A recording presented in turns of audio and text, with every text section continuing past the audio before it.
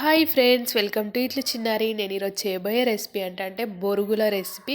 వీటిని పేలాలని కూడా అంటారు. ఫస్ట్ ఆఫ్ ఆల్ నేను గ్యాస్ ఆన్ చేసి ప్యాన్ పెట్టాను. ప్యాన్ వేడయ్యాక ఆయిల్ వేసాను. ఆయిల్ వేడయ్యాక 1 స్పూన్ జీలకర్ర, 1 స్పూన్ ఆవాలు వేస్తున్నాను.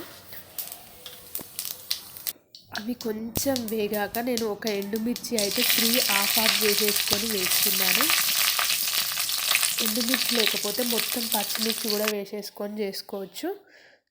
తర్వాత ఒక 4 వెల్లుల్లి రెబ్బలు హాఫ్ కట్ చేసి వేసేసాను. అవి కూడా కొంచెం వేగాక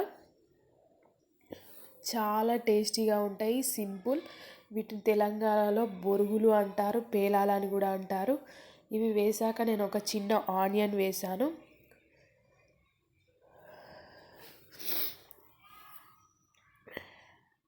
ఆనియన్ కూడా కొంచెం వేగాక నేను ఇప్పుడు పల్లీలు వేస్తా చూడండి. చాలా సింపుల్ అండ్ టేస్ట్ కూడా చాలా బాగుంటుంది.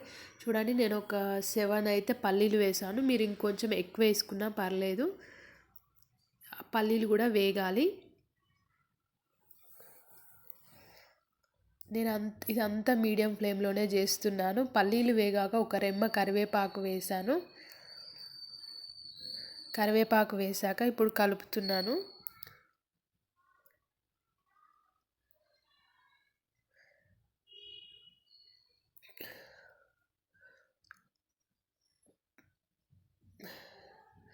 నేనైతే ఇప్పుడు మామూలుగా మీరు తగినంత కారం వేసుకోండి. నేను మామూలుగా ఎండుమిర్చి వేసేటప్పుడే ఒక 3 పచ్చిమిర్చి కూడా వేసేసాను. తర్వాత అవి 2 వేగాక ఇప్పుడు పసుపు వేస్తున్నా చూడండి. స్పూన్లో హాఫ్ వరకు పసుపు వేసేయండి. ఇప్పుడు సాల్ట్ వేసేసేయండి.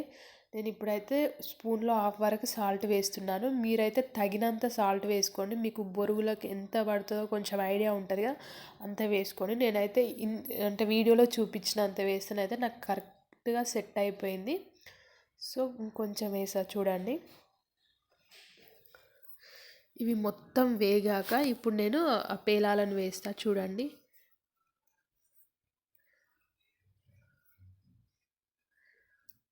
అంతే అండి. ఇప్పుడు సిమ్లో పెట్టేసి పేలాలు వేసాక కలపాలి.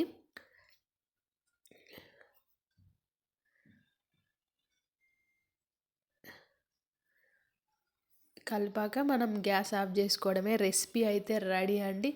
మీకు ఈ వీడియో నచ్చినట్లయితే లైక్ చేయడం అయితే అస్సలు మర్చిపోవద్దు. అలాగే నా ఛానల్ సబ్స్క్రైబ్ చేసుకోండి. Thanks for watching.